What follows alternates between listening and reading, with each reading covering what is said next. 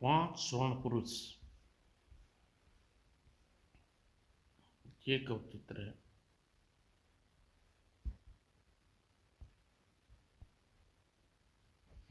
बहुत समय पहले पाटलिपुत्र नामक नगर में एक विक्रम सिंह नाम का एक राजा था। हम्पति और गजपति नाम के दो छोटे छोटे राजा उसके परम मित्र थे। हम्पति के पास असंख्य घुड़सवार की सेना थी और गजपति के पास हाथियों की।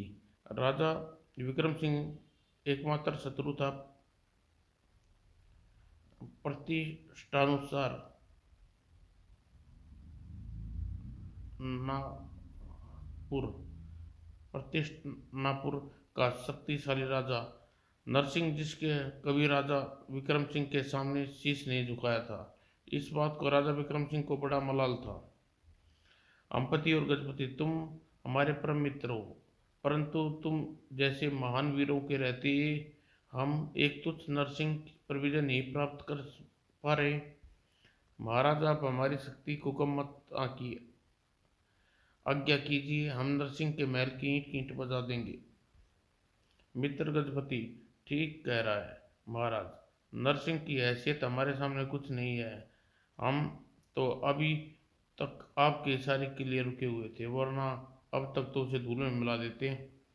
अपने दोनों चापलूस मित्रों की बातों में उत्साहित होकर राजा विक्रम प्रतिज्ञा कर बैठा, मित्रों, मुझे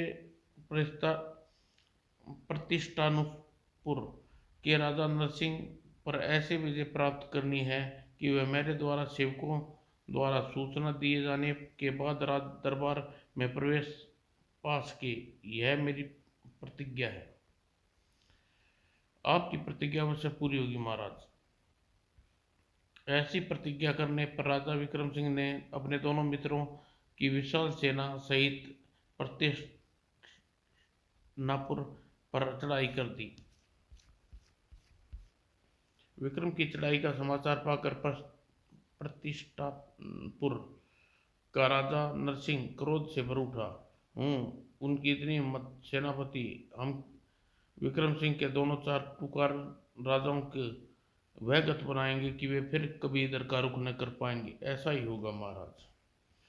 अपने बहादुर सैनिकों व 85 शक्तियों के साथ नरसिंह किले से बाहर निकला। विक्रम सिंह पर टूट पड़ा। जय भवानी, जय भवानी। बाप रे! दोनों सेनाओं के मध्य घमासान युद्ध हुआ, पर नरसिंह की 50 सेना के सामने राजा विजय सिंह और उसके दोनों मित्रों की सेना के पांव उखड़ गई। जय महाकाल! शत्रु का पीछा करो, बदमाशों का एक भी शत्रु बच कर न जाने पाए। बड़े बोल बोलने वाले हम्पति और गजपति की लड़ाई के मैदान में राजा नरसिंह ने मार गिराई। जय काल भैरव! विक्रम सिंह बच पर भाग निकला। महाराज, कायर मौत से डरकर भाग गया। नरसिंह की सेना राजा का जय जयकार किया। जय काल भैरव!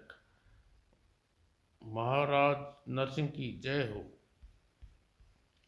और राजा विजय मद भरा अब अपने महल की ओर लौटा। उसे पराजित राजा विक्रम सिंह ने एक दिन अपने मंत्री से सलाह की, महामंत्री, नरसिंह की शक्तियों से जीता नहीं जा सकता। वह अजय क्यों न किसी जादू, किसी चतुराई से उसे काबू में किया पाया जाए। राजन, राजनीति के सभी कुछ जायज है राजनीति में। फिर ठीक है, हम आज ही अपने कुछ वफादार सैनिक गुप्त रूप से प्रतिष्ठानापुर जाते हैं और पता लगाते हैं कि नरसिंह को कैसे काबू किया जा सकता है। हमारे लौटने तक तुम यहाँ का राजकार्य संभालो। जो आज्ञा महाराज। पर मैं आप छद्म भेष में वहाँ जाएं तो अच्छा है कि अगर आप किसी आपको पहचान दिया तो आपका जीवन संकट में पड़ सकता है। हम वहाँ के साधु के वेश में जाएंगे, उस रूप में हमें कोई नहीं पहचान पाएगा। महाराज, प्रतिष्ठानापुर में मदनलाल नाम का एक अति सुंदर नर्तकी रहती है। वह साधुओं का बड़ा सम्मान करती है। यदि आप उसकी मदद करने के लिए तैयार हों, आप मदद करने के लिए तैयार है जाए तो नरसिंह को शीघ्र काबू में किया जा सकता है। राजा उठकर खड़ा हो गया। हम उससे अवश्य मिलेंगे, फिर भी होशियारी से जाइएगा। यहाँ आप जरा चिंता न करें। राजा विक्रम अपने साधु के वेश में बनाया और साथ अपने थोड़े से वफादार सैनिक को अपने साथ शिष्य जैसा रूप धारण कराया। देखो शत्रु, जरा भी एहसास नहीं होना चाहिए कि अब अपने वस्त्रों में अस्त्र छपाए रखी है। कति पता नहीं चलेगा महाराज। और जब तुम दूसरे के सामने मुझे गुरुजी कहोगे तो मेरा नाम विखंडानंद बताओगी। कहना कि उत्तरकाशी में रहने वाली है। जो आज्ञा महाराज। और वह रात और रात होते ही राजा विक्रम सिंह गुप्त रूप से राजमहल छोड़ दिया। महामंत्री, कोई भी पूछे तो तुम यही बताओगे कि हम बाहर गए हैं। कोई पूछे तो यह बताना कि हम कुछ दिन के लिए विश्राम कर रहे हैं। अवश्य महाराज, मेरा ऐसा ही कहूँगा। कुछ पल बाद विक्रम सिंह उत्तरकाशी में विकंठानंद स्वामी के रूप में अपने 10 शिष्यों के साथ तेजी से जंगल पार करने लगे। जल्दी प्रातः होने से पूर्व हमें प्रतिष्ठानापुर पहुंच जाना चाहिए। जो आज्ञा महाराज। प्रातः होते ही राजा विक्रम सिंह अपने साथियों के साथ पटनापुर पहुंचा। साधु समझकर सैनिकों ने उसके साथ कोई रोक टोक नहीं की। कोई पहुंचा हुआ साधु मालूम होता है, मुझे भी यही लगता है। जब वह नगर के बीच पहुंचा, यहाँ कहाँ से आए हो महाराज? हम उत्तरकाशी से आ रहे हैं। आगे विकटानंद जी अवधूत है। अवधूत। राजा विक्रम सिंह के तेजस्वी मुखड़े से प्रभावित होकर लोग दंडवत प्रणाम करने लगे। सहज ही उसका आशीर्वाद लेने के लिए उठ जाता। सदा सुखी रहो। नगर में के भ्रमण करते हैं साधुओं की टोली की चर्चा नृत्य की मदनमाला के कानों तक पहुंची। देवी, एक तेजस्वी साधु अपने शिष्यों की टोली के साथ नगर आई है। अच्छा, तो फिर उन्हें निमंत्रण करो मदनमाला। जो आज्ञा देवी, मैं अभी उन्हें बुला कर लाती हूँ। हाँ जाओ शीघ्रता से, तब तक उनके अतिथि का प्रबंध करती हूँ। देवी, मदनमाला की आतिथ्य हम अवश्य स्वीकार करेंगे देवी, किंतु दासी मदन लस माला लसा राजा विक्रम सिंह के सामने पहुंची और उसे मदन माला का निमंत्रण पाकर। किंतु क्या महाराज? देवी, हम जीवन में रास रंग और मोहमाया आदि को त्याग चुके हैं, इसलिए किसी के घर में प्रवेश नहीं करते। यदि देवी मदनमाला हमें किसी अपन में विश्राम का अवसर दें तो हम उसका आतिथ्य अवश्य ग्रहण कर सकते हैं। जैसा आप चाहेंगे प्रभु, वैसा ही प्रबंध किया जाएगा। पर आप चलिए। अवश्य देवी मदनमाला आपके दर्शनों से कृतज्ञ हो जाएंगी। यह आपकी मानता है देवी, वरना उनके दर्शनों के लिए बड़े बड़े श्रेष्ठ व्यक्ति तरसते हैं। सुंदर बड़ा भव्य प्रसाद है। मदनमाला राजा विक्रम मदनमाला के भवन में पहुंचे तो उसकी भव्यता देखकर दंग रह गए। यह भवन भारी हिस्सा है महाराज, काश आप भवन के भव्य और विशालता का भीतर से देख पाते। मुख्य द्वार पर नृत्य की मदनमाला ने राजा विक्रम सिंह और उसके शिष्यों का स्वागत किया। धन्य भाग मेरे जो प्रभु आकिचन के द्वार पधारे। सदैव सुखी रहो देवी, तुम्हारे विषय में जितना सुना था उससे अधिक पाया। राजा विक्रम की इच्छा अनुसार नर्तकी ने उन्हें रहने की व्यवस्था अपने विशाल बगीचे के मध्य कर दी। स्वान आदि से निमंत्रित होने के बाद मदनमाला ने सभी को विभिन्न प्रकार के भोजनों का आतिथ्य सत्कार किया। थोड़ी खीर और लीजिए प्रभु। बस देवी, और नहीं। साधु की संगति का असर नर्तकी पर भी पड़ा। उसने अत्यंत सादे वस्त्र धारण कर लिए। यह क्या देवी, तुमने ये अति साधारण वस्त्र पहने हुए हैं? तुम्हारे शरीर पर तो राजसी वस्त्र की शोभा देते हैं। नहीं प्रभु, उन वस्त्रों में बड़ा बंधन था। साधु की संगति राजसी वस्त्रों से हीनता उत्पन्न होती है, इसीलिए मैंने ये वस्त्र पहने हैं। मदनमाला यहाँ रहते और उनका संस्कार करवाते हुए कई दिन व्यतीत हो गए। राजन, एक दिन अपने सेनापति से मंत्रणा की। चक्रधर, वेश्याएं और नर्तकियां प्राय अर्थलोपन होती हैं, अतः मदनमाला को ऐसे किसी इच्छा जाहिर की कि फिर किसी बातें करूं और उसकी प्रतीक्षा पूर्ण करूं, अपनी प्रतीक्षा। महाराज, स्त्री के मन का रहस्य पाना बड़ा कठिन है, फिर भी बात करना कठिन करनी ही होगी। कुछ क्षणों तक सोचकर राजा विक्रम बोला, बात अच्छी बात है, कल पहले मदनमाला को परखूंगा, बाद में उससे बात चलाऊंगा। अवश्य परखिए, यदि उसने गड़बड़ करने की कोशिश की तो हम खत्म कर देंगे। दूसरे दिन, देवी, तुमने हमारी बहुत सेवा की, बदले में तुम्हें देने को रत्नों की अलावा हमारे पास कुछ नहीं है। महाराज, इस कंकड़ पत्थरों से मेरे खजाने बहुत बड़े हैं, अगर देना ही है तो मुझे मुझे वह दीजिए जो मैं चाहूँ। मदनमाला की बात राजा विक्रमचंद को थोड़ी क्रोध आ गया, चेहरा लाल हो गया। मूर्ख स्त्री, हमारे द्वारा दिए गए रत्न तुम कंकड़ पत्थर दिखाई देते हैं। खैर, तू बोल, अपनी सेवा के बदले तू क्या चाहती है, हम तेरा इच्छा पूरी करेंगे।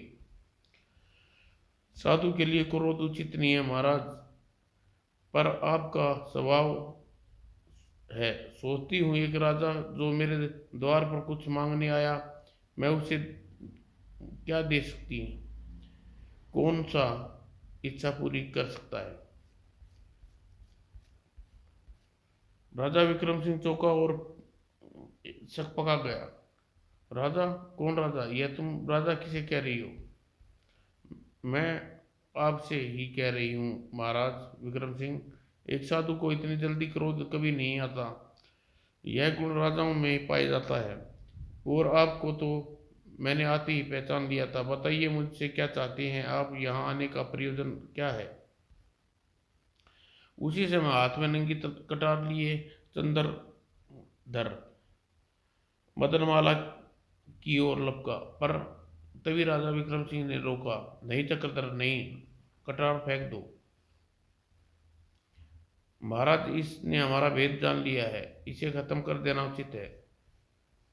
मदनमाला अविचलित बैठी रही। विक्रम ने चक्रधर को कटार ले ली। चक्रधर बिना सोचे समझे जल्दबाजी में उठाया गया कदम गड्ढे में गिरना है। मदनमाला चाहती हमें पहले ही गिरफ्तार करवा सकती थी। आप ठीक कहते हैं भगवान, मुझसे भूल हो गई, क्षमा चाहता हूँ।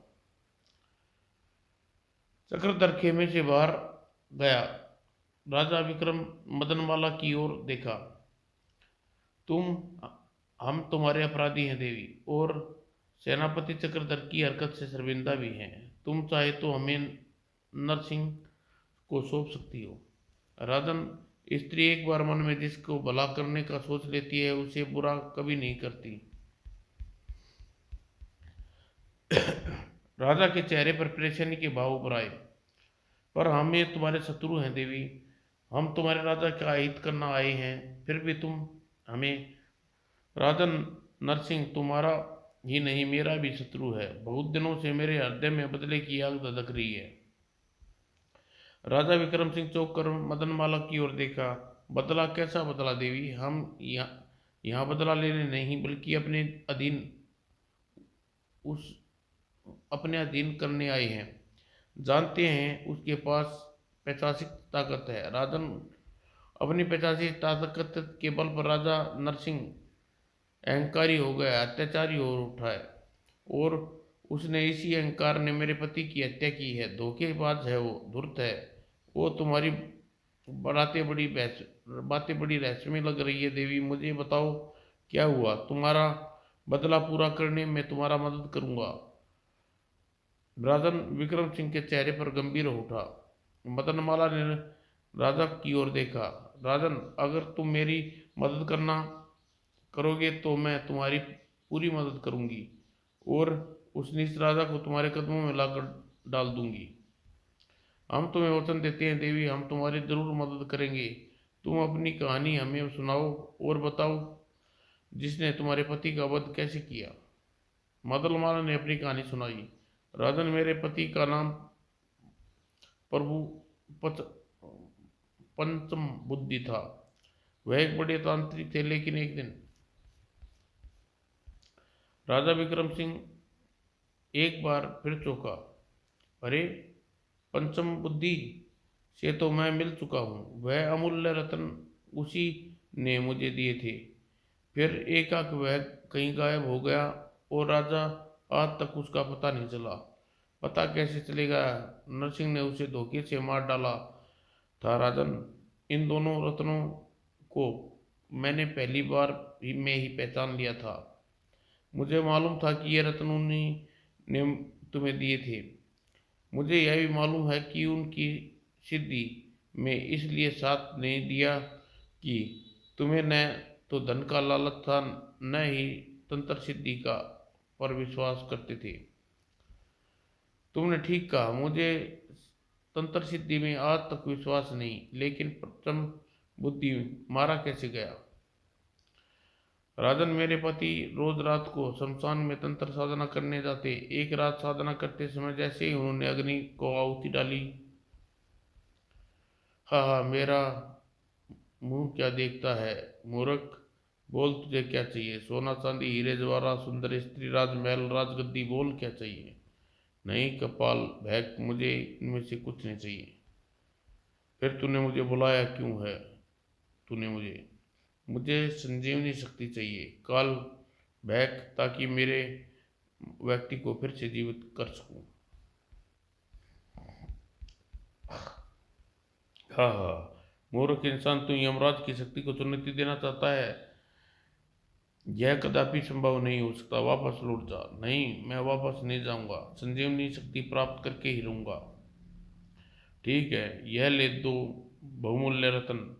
इनमें से एक किसी राजा को देकर कृष्ण चतुर्थी के दिन राजा को शमशान में बलि चढ़ाने के लिए तैयार कर। तुझे यह सिद्धि प्राप्त हो जाएगी और ऐसे रत्नों की विशाल भंडार तुझे प्राप्त होगा। मेरे पति अपनी जिद पर अड़े रहे। काल भैरव को ढीला ढीला पड़ गया। उसके हाथ पड़ाकर दो रत्न दिए, और यदि कोई तैयार ना हुआ तो क्यों तैयार नहीं होगा? इस बहुमूल्य रत्नों के विशाल भंडार को धन प्राप्त करने का लालच में तो कोई भी राजा तैयार हो जाएगा। और तू उसे बता देना कि सिद्धि प्राप्त होते ही तू उसे जीवित कर देगा। ठीक है, मैं कृष्ण चतुर्थी के पहले किसी राजा को तैयार कर लूंगा। मैं तब मेरे पति घर लौटे। तुमने साधना क्यों रोक दी प्रिय? अपना नृत्य अभ्यास जारी रखो स्वामी। तब मैंने फिर अभ्यास नहीं किया। तब मैं पास आई और मुझे पति ने रत्नों को मुझे दिखाया। अरे, यह तुम्हारे पास कहाँ से आए? आज तुम्हें मेरी साधना का फल मिल गया है। फिर ये देखना, मैं संजीवनी शक्ति प्राप्त कर लूंगा। मैंने दोनों रत्नों को हाथ में लेकर देखा। तुम मुझसे झूठ तो नहीं बोल रहे? सच सच बताओ, ये रत्न तुम्हें कहाँ से मिले? मैं झूठ कभी नहीं बोलता। फिर ये रत्न मुझे काल भैरव ने दिए हैं। उन्हें किसी राजा को लेकर बलि के लिए तैयार करूंगा। क्या? कैसी बलि? क्या तुम राजा की बलि दोगे? तुम आराम से बैठ जाओ, मैं तुम्हें पूरी बात बताता हूँ। इससे परेशान होने की कोई बात नहीं है। फिर उन्होंने मुझे सविस्तार सारी बात बताई। ओह, इस तरह था मुझे ये रत्न प्राप्त हुए। आज इन्हें लेकर मैं राजा नरसिंह के पास जा रहा हूँ। वे बलि के लिए अवश्य तैयार हो जाएंगे। स्वामी नरसिंह तुम्हारी बात पर कभी विश्वास नहीं करेगा। इससे अच्छा है कि तुम राजा विक्रम के पास जाओ। वह तुम्हारा शत्रु भी है। यदि वह मारा गया तो भी नुकसान नहीं होगा। तुम ठीक कहती हो प्रिय, मैं आज ही उसके पास जाऊंगा। होशियारी से जाना, कहीं मैं तुम्हें बंदी न बना ले। मैं इतना मूर्ख नहीं हूँ। तुम मुझे बंदी बनाने की कोशिश करे तो उसके हाथ जल जाएंगे। मेरे पति रत्नों को लेकर आपके दरबार में पहुंचे और प्रस्ताव आपके सम्मुख रखा, जिसे सुनकर सभासदें बौखला गई। महाराज, इसे हमला हमारे हवाले कर दो, इसके टुकड़े टुकड़े कर देंगे। महाराज, यह कोई पागल है, हम इसे जीवित नहीं छोड़ेंगे। वह बहुमूल्य रतन। आप अपने हाथ उठाकर सबको शांत किया, बोले, सभी लोग शांत हो जाएं। हम इस तरह जोश में अपना ठीक आना ठीक नहीं। हो सकता है तांत्रिक की बात में दम हो। नहीं राजन, यह जरूर कोई गुप्तचर है जो तांत्रिक का रूप बदल कर यहाँ आया है। यह आपको लालच में फंसाना चाहता है। महामंत्री, इन पत्थरों के टुकड़ों का हमें कोई लालच नहीं है। अगर तुम यही चाहती हो तो इसे बंदी बना लो। हम इसे तब तक नहीं छोड़ेंगे जब तक यह रही सही बात हमें नहीं बता देगा। जो क्या महाराज। महामंत्री के संकेत पर सिपाही जैसे ही मेरे पति को पकड़ा, आह, मेरा हाथ। सिपाहियों के दूर हटते ही उन्होंने आपको चेतावनी दी। राजा विक्रम सिंह, तुम एक न्याय प्रिय राजा हो और अतिथि के साथ ऐसा व्यवहार शोभा नहीं देता। मैं जा रहा हूँ, 3 दिन बाद फिर आऊँगा। तब तक तुम अच्छी तरह सोच लेना कि तुम ऐसे असंख्य रत्नों के स्वामी बनना चाहते हो या नहीं। तब तक इन्हें अपने पास रखो। और मेरे पति अपने घर लौट आए और उन्होंने सारी घटना मुझे बताई तो मुझे उन्हें समझाया। इसमें परेशान होने की कोई बात नहीं है स्वामी। चलो हम अपने राजा नरसिंह के पास चलते हैं, शायद वे मान जाए। लेकिन अब मेरे पास वे रतन नहीं है रानी। मैं विश्वास कैसे दिलाऊंगा? जब उसे पता चलेगा कि मैं शत्रु विक्रम सिंह के पास गया था, वह मुझे जीवित नहीं छोड़ेंगे। उसकी चिंता तुम न करो। आज ही उनकी सभा में नर्तकी पद का मुकाबला है। मैं यह पद अवश्य जीतूंगी और फिर राजा को तुम्हारी बात पर विश्वास दिलाऊंगी। मेरी बात अवश्य मान लेंगे। जैसी तुम्हारी मर्जी। यदि तुम राजा बलि के लिए तैयार हुआ तो तीर्थ कृष्ण चतुर्थी के दिन अपनी मैं बलि चढ़ा दूंगा। और राजा नरसिंह के दरबार में राजनृत्य की गौरवशाली पद मुकाबला शुरू हुआ। क्या राजा मेरी बात मान लेगा? क्या मदनमाला राजनर्तकी का महत्वपूर्ण पद प्राप्त कर लेगी? वाह, ऐसा अद्भुत सौंदर्य पहले कभी नहीं देखा। मैं इसे राजनर्तकी अपनी बनाऊंगा। मुझे राजनर्तकी का पद जीतना ही होगा। निश्चित ही मदनमाला मुझसे श्रेष्ठ है।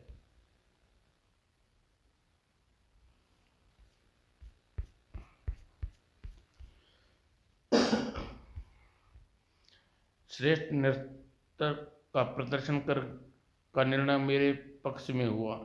लोग मुझे फूलों से लाद दिया। नर्तकी मदनमाला की जय जय, महाराज की जय जय जय। जिस दिन संजीवनी शक्ति मुझे प्राप्त हो जाएगी, लोग मुझे भी इसी तरह फूलों की वर्षा करेंगे। एकांत होने पर मैंने राजा को अपने पति का परिचय कराया। राजा को झटका लगा। ओह, हमने समझा था अभी तक तुम्हारा विवाह नहीं हुआ। महाराज, मेरे पति बहुत पहुंचे हुए तांत्रिक है। उनसे विवाह बचपन में ही हो गया था। मेरे पति को दूसरा परिचय जानकर, उसका प्रस्ताव सुनकर राजा का गहरा आश्चर्य हुआ। वाह, अद्भुत, तुम्हारा प्रस्ताव बड़ा ही मजेदार है। हम तुम्हारी अतिथि सिंधी के लिए अपनी बलि चढ़ाने के लिए तैयार हैं, पर हमें अपनी विद्याओं बारे कुछ दिखाओ। अवश्य महाराज, आइए, संगमरमर के खंबे के पास आइए। मेरे पति राजा के साथ संगमरमर के मोटे खंबे के पास आए। महाराज, जरा गौर से देखिए, अभी संगमरमर के खंबे को अपनी बाहों में भरूंगा, यह खंबा कुछ ही पलों में मोम की तरह पिघल जाएगा। असंभव, ऐसा कैसे हो सकता है? दूसरे ही क्षण मेरे पति ने संगमरमर के खंबे को कोली में भर ली। और तंत्र विद्या से सभी कुछ संभव है महाराज। देखिए। अगले ही पल मैंने चौंक कर देखा। संगमरमर का खंबा मोम की तरह पिघल रहा था। अद्भुत, आश्चर्य। जब खंबा आधे से ज्यादा पिघल गया तो राजा ने घबरा कर उसे रोका। बस रहने दो, यह खंबा यदि सारा पिघल गया तो छत गिर जाएगी। छत नहीं गिरेगी महाराज, यह थोड़ा देर में फिर पहले जैसा हो जाएगा। थोड़ी देर बाद राजा नरसिंह ने संगमरमर के खंभे पर हाथ फेर कर देखा। वाह कमाल है, तुम तो बड़े काम के जादूगर आदमी हो। प्रवन परचम बुद्धि, तुम्हारी संजीवनी शक्ति के लिए तंत्र साधना हम तुम्हारे लिए अपनी बलि देंगे। मैं आपको पुनर्जीवित करके संजीवनी शक्ति का रहस्य भी आपको बताऊंगा। महाराज आप मुझ पर भरोसा रखिए। हम तुम पर पूरा भरोसा है पंचम बुद्धि। अब तुम्हें जीवन में कभी कष्ट नहीं होगा। अपने राज्य की संपूर्ण शक्ति और सुख समृद्धि हम राजनीति के चरणों में बिछा देंगे। मैं आपकी आभारी हूँ महाराज। और यह पश्चिम बुद्धि की खतरनाक तांत्रिक है, चतुराई के रास्ते से हटाना होगा, अन्यथा यह हमें ही खत्म कर देगा। और फिर कृष्ण चतुर्थी के दिन भयानक रात आई। अच्छा प्रिय, आज की रात मेरी जिंदगी की सबसे महत्वपूर्ण रात है। सुबह होते ही मैं असीमित शक्तियों का स्वामी बन जाऊंगा। स्वामी, मुझे न जाने क्यों बेहद डर लग रहा है, कहीं कोई अनिष्ट न हो जाए। मेरे पति हंसे। पगली, मुझे कुछ नहीं होगा, अगर जाकर चुपचाप सो जाओ। अब ईश्वर से प्रार्थना करो कि मुझे सिद्धि प्राप्त हो जाए। मेरी शुभकामनाएं आपके साथ हैं स्वामी।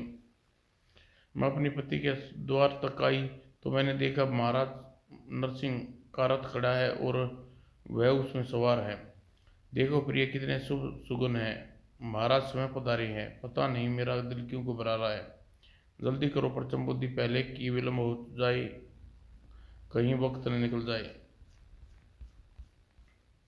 शमशान पहुंचकर मेरे पति ने वस्त्र उतार और चिता की राख शरीर पर मल धूनी प्रज्वलित की। ओह, कितना समय लगेगा परचम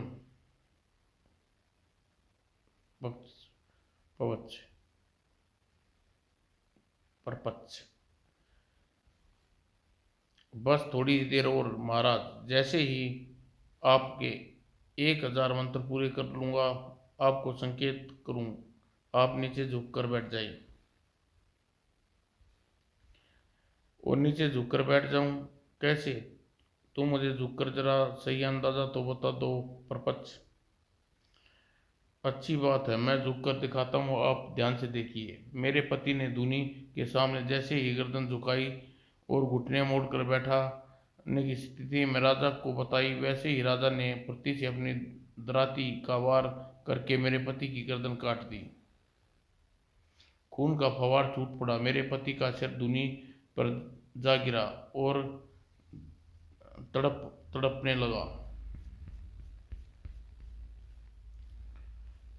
राजा भयभीत राजा अभी धूनी से निकलती हुई हू हू की आवाज की ओर देख रहा था कि तभी आग के शोले से काल भैरव का भयानक कंकाल दिखाई पड़ा। शाबाश राजन, तूने उस पापी को मार कर यमराज की संजीवनी शक्ति की रक्षा की है। मांग, क्या मांगता है? भगवान, अभी मेरा मन ठीक नहीं है, लेकिन आप मुझे अवश्य पढ़ने पर स्मरण मात्र से ही दर्शन दे, तभी मैं वरदान मांगूंगा। ऐसा ही होगा। और मदनमाला ने अपनी कहानी समाप्त की। राजन, उस दुष्ट राजा ने नरसिंह की शमशान से लौटकर मुझे बताया कि मेरे स्वामी अपने आवेश में भरकर स्वयं ही अपनी बलि देवता पर चलाई थी। उस रात सपन में मेरे पति ने मुझे बताया कि राजा नरसिंह ने उसकी हत्या की है और उसकी मौत का बदला मैं राजा से अवश्य लूं। लेकिन तभी से मैं बदले की आग में जल रही हूँ। तुम चिंता न करो देवी, मैं राजा नरसिंह को तुम्हारे पति की मौत का बदला जरूर लूंगा। मदनमाला उठकर खड़ी हो गई।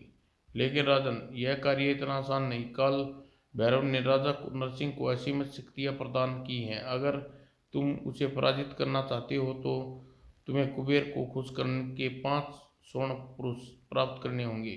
5 स्वर्ण पुरुष कुबेर से?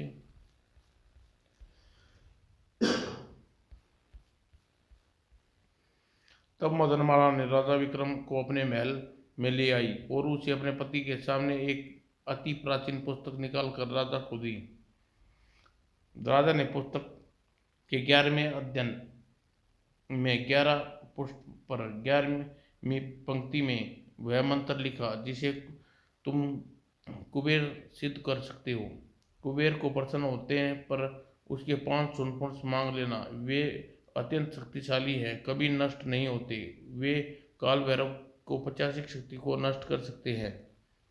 नरसिंह को हराने के लिए मैं कुछ भी करूंगा। दूसरे दिन राजा विक्रम अपने साथी सैनिकों के साथ वापस भेज दिया और स्वयं शमशान में बैठकर कठोर साधना शुरू कर दी। ओम कुबेर नमः। और प्रचंड गर्मी, शीत और मूसलाधार बारिश में भी राजा विक्रम तस्मस नहीं हुआ, कठोर साधना करता रहा। ओम कुबेर नमः। भयानक 85 शक्ति राजा को डराना चाहा। हु हा हु कुबेर नमः। ची चाची भाग जा यहाँ से। अंत में राजा विक्रम सिंह साधना सफल हुई। कुबेर देवता ने प्रकट हुए। आंखें खोलो राजन, मैं तुम्हारी साधना से प्रसन्न हुआ। मांगो वर मांगो, तुम्हारे मन में क्या इच्छा है। आज मेरा मनोरथ सिद्ध हुआ। राजा धीरे आंखें खोली, कुबेर को देवता को प्रणाम किया। मेरा प्रणाम स्वीकार करे देव, सदैव सुखी रहो। कहो वह तुम यह कठोर साधना क्यों कर रहे हो।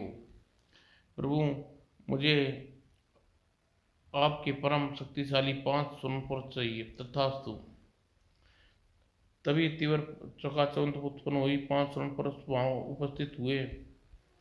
वत्स, ये 5 स्वर्ण अपेक्षा है, इनका कभी अनुचित प्रयोग न करना। मैं कभी इनका अनुचित प्रयोग नहीं करूंगा देव। और इन्हें कभी रात्रि में कोई आदेश न देना, अन्यथा तुम्हारा साथ छोड़कर मेरे पास आ जाएंगे। मैं इस बात का ध्यान रखूंगा देव। इतना कहकर कुबेर देव अंतर्ध्यान हो गए और 500 स्वर्ण पुरुष वहीं खड़े रहे। उसकी आभा दूर दूर तक फैलती जा रही थी। राजा सोचने लगे, रात्रि के समय ने तेज किरणें निकल रही हैं, यहीं शमशान में इन्हें छिपा कर रखना अत्यंत दुष्कर कार्य है। इस समय इन्हें न तो कोई आज्ञा दे सकता हूँ, न इनका कुछ उपयोग कर सकता हूँ। फिर इन क्या करना चाहिए। तभी 500 स्वर्ण पुरुषों में मध्य वाला पुरुष बोला, हम 500 आपके सेवक है स्वामी, हमारे लिए कोई आज्ञा है। हे प्रभु, यह कैसा धर्म संकट है। अभी रात्रि का अंतिम पहर शेष है। मुझे कुछ सोच समझकर अपनी बात कहनी होगी जिससे वह आदेश न लगे। आपसे कुछ उत्तर नहीं दिया स्वामी, आपका स्वागत है। मैं अभी थोड़ा विश्राम कर रहा हूँ।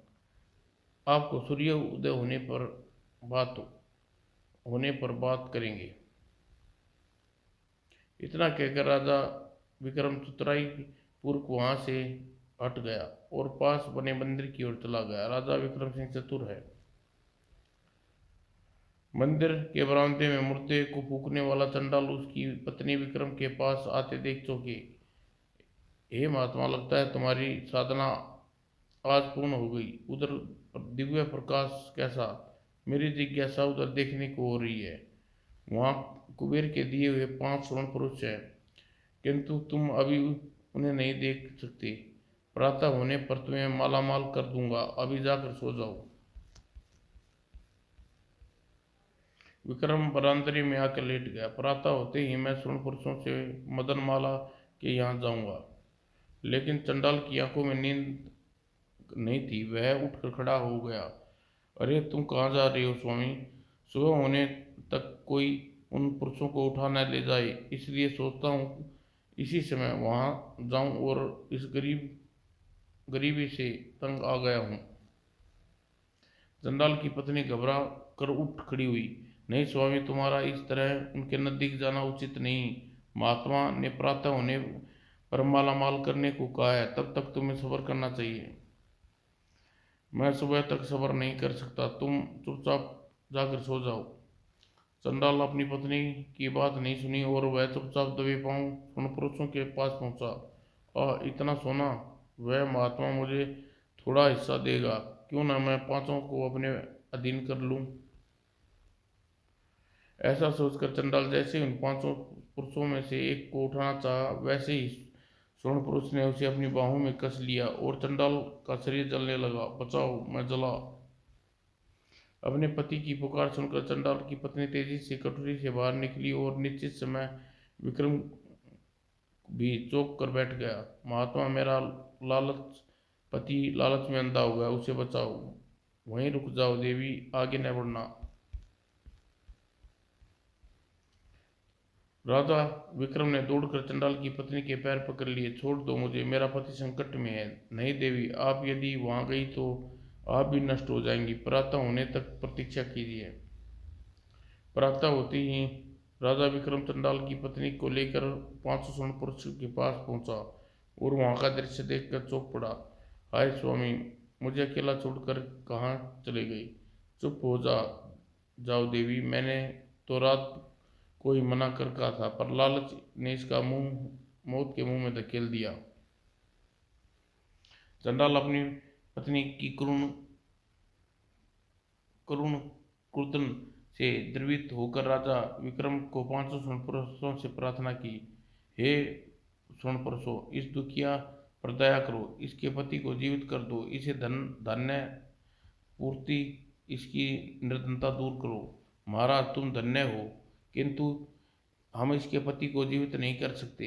यह हमारी शक्ति से बाहर है। हम इतना धन जरूर दे सकते हैं कि यह जीवन भर कभी किसी वस्तु की कमी न रहे। तभी बीच वाले स्वर्ण पुरुष ने अपने बाहां हाथ की कोहनी तक काट कर चंडाल की पत्नी को दे दिया। लो देवी, तुम इसे अपना ठोस सोना है, इसे पूरा जीवन यह कम नहीं होगा। चंडाल की पत्नी को सोने का हाथ देकर लेकर चली गई। राजा ने देखा स्वर्ण पुरुष का कटा हुआ हाथ फिर से अपनी जगह उगाया। यह कैसा करिश्मा है देव, हम अक्षम पुरुष है। राजन, हमारा अंग कटता है, वह पुनः अपने आप उग जाता है, इसी इनमें कोई कष्ट नहीं होता। राजा विक्रम 500 स्वर्ण पुरुषों को लेकर मदनमाला के यहाँ पहुंचा और बगीचे में एक भव्य मंदिर का निर्माण कराने उन पांचों मंदिरों में स्थापित कर दिया। देवी, ये 500 स्वर्ण पुरुष मैं तुम्हें देता हूँ। अब यह बताओ कि नरसिंह को कैसे अपनी प्रतीक्षा पूर्ण करवाने में तुम्हारे पति की मौत का बदला ले। राजन, मैं अब बदला लेने का विचार त्याग दिया, अब तुम्हारा प्रतिज्ञा अवश्य पूर्ण होगी। राजा आश्चर्य हुआ। तुमने बदला लेने का विचार क्यों त्याग दिया देवी? राजन, बदले की भावना से कूटता उत्पन्न होती है। यह कूटता बदला लेने के बाद भी समाप्त नहीं होती। इससे अतिरिक्त मेरे पति जब वापस आ नहीं जाएंगे। तुम ठीक कहती हो देवी, तुम्हारी बात सुनकर मुझे भी ऐसा प्रतीत होता है कि मैंने ऊंचा सिद्ध करने के लिए दूसरों का अपमानित करना अर्थात नीचा दिखाने का कोई अधिकार नहीं है। राजन, प्रेम और विनय हम शत्रु को भी वे अपने वश में कर सकते हैं, इसलिए क्यों ना हम वही उपाय किया जाए। यह अद्भुत संपदा हम गरीबों में बांट देते हैं। ऐसा निर्णय कर राजा विक्रम सिंह और मदनमाला प्रतिदिन स्वर्ण पुरुषों के अंग काट कर गरीबों में विद्यमान बांटने लगे। लो भाई, इस स्वर्ण से तुम निर्धनता दूर करो, ईश्वर आपका कल्याण करे। सिद्धि समाचार राजा नरसिंह के दरबार में पहुंचा। क्या उसका इतना साहस कि वह हमारे राज्य में दान करे? हम उसे इसमें उसकी कोई चाल होगी, हमें उसका पता लगाना चाहिए महाराज। लगता है मदनमाला फिर से उसे मिल गई। मदनमाला भी उससे मिली है। तुम ठीक कहते हो मंत्री, आज ही अपने गुप्तचर भेजकर वास्तविकता का पता लगाओ। जो आज्ञा महाराज।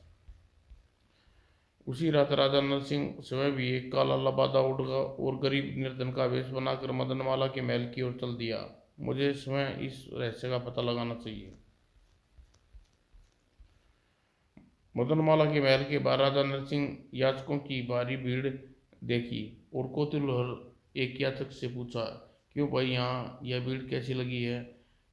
अरे तुम्हें नहीं पता, पाटलिपुत्र का राजा विक्रम सिंह प्रतिदिन साधु के वेश में यहाँ याचकों को स्वर्ण दान कर रहा है। उसके तो जैसे प्रतिष्ठानपुर में एक भी व्यक्ति निर्धन रहने देने का व्रत किया हुआ है। लेकिन राजा विक्रम तो प्रतिष्ठानपुर के राजा है, दुश्मनी रखता है। पिछले वर्ष अभी प्रतिष्ठानपुर आक्रमण किया था और असंख्य लोगों का आहत कर दिया था, जबकि वह पराजित होकर भाग गया था। भाई शायद अब उसी का प्रायश्चित कर रहा है। प्रातः होने पर याचकों की अनुशांतिक पंक्ति मंदिर की ओर बढ़ने लगी। राजा भी पंक्ति में खड़ा हो गया। क्यों भाई, राजा के पास इतना स्वर्ण कहाँ से है? वह सभी को स्वर्ण दान करता है। राजा अपनी साधना से कुबेर के 5 स्वर्ण प्राप्त करे हैं, जो एक्स हैं। प्रतिदिन उसी स्वर्ण के अंग भंग करके दान करता है। राजा पंक्ति से निकलकर एक और चल पड़ा। 5 अक्षय स्वर्ण पुरुष जो कभी नष्ट नहीं होते, मुझे रहस्य का पता लगाना चाहिए। यह क्या संभव है?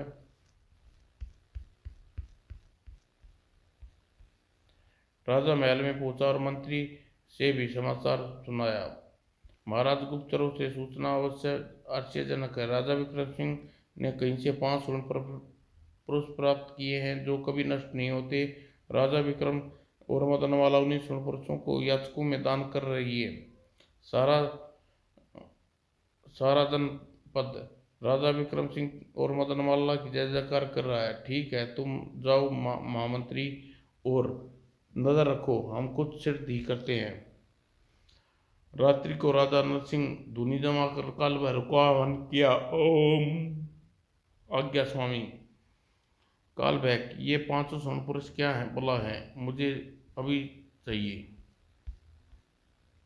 असंभव राजन, असंभव। कुबेर देवता के वे 5 स्वर्ण पुरुष तुम्हें कभी नहीं मिल सकते। अच्छा, यही है कि तुम राजा विक्रम सिंह से संधि कर लो और उसे उन स्वर्ण पुरुषों की मांग लो। मदनमाला तुम्हारी सहायता करेगी। तब राजा ने क्रोध में भरकर कहा, तुम हमें तुच्छ राजा और नर्तकी की भिक्षा मांगने के लिए कहते हो? चले जाओ, मुझे तुम्हारी सहायता की नहीं चाहिए। मैं अपनी शक्ति से उन 500 स्वर्ण पुरुषों को प्राप्त करूंगा। हाँ हाँ, विनाश काले विपरीत बुद्धि, आज तुम अपनी मूर्खता से मुझे मुक्त कर दिया। और उसी रात अहंकार में मत में पागल हुआ राजा नरसिंह छिपकर उस मंदिर में जा पहुंचा जहाँ 500 स्वर्ण पुरुष रखे थे। वहीं उसे राजा विक्रम भी परस्पर सोते देखा। ओह, ये 500 स्वर्ण पुरुष, वाह, मेरा शत्रु भी यही है। भाग्य ने मेरा साथ है दे रहा है। मैं इसी समय अपने शत्रु को नष्ट करूंगा और 500 स्वर्ण पुरुष को उठा ले जाऊंगा। राजा नरसिंह इतनी रात गए। राजा नरसिंह म्यान से नंगी तलवार खींच ली और सोते राजा विक्रम पर प्रहार करने के लिए तलवार उठाई। तभी नहीं नहीं राजन, सोते हुए राजा पर प्रहार न करना, यह तुम्हारा शत्रु नहीं मित्र है। मदनमाला इस वक्त यहाँ? मुझे मालूम था कि आप यहाँ आएंगे, इसलिए मेरे पैरी हर समय मंदिर पर नजर रखे हुए थे। आपकी भलाई इसी में कि आप राजा विक्रम से संधि कर ले और शत्रुता छोड़ दे। नहीं, मेरा ऐसा शत्रु है, मेरे राज्य की सीमा में प्रवेश कर मेरे आदमी को भड़का रहा है, और मैं इसकी तुम भी इससे मिली हुई हो। राजा आवाज सुनकर राजा विक्रम भी जाग बैठा। आह मित्र नरसिंह, आओ, तुम्हारा स्वागत है, लेकिन तुम्हारा यह आरोप उचित नहीं। मैं तुम्हारी प्रजा को भड़का रहा हूँ, यह तो देवी मदनमाला की प्रेरणा है। मैं वैर भाव बुलाकर तुम्हारी और मित्रता का हाथ बढ़ा रहा हूँ। खामोश, तुम मेरे मित्रता करने नहीं, मेरी वीरता को चुनौती देने आए हो। मेरे राज्य में दान करके मेरा मजाक उड़ा रहे हो। इधर देखो।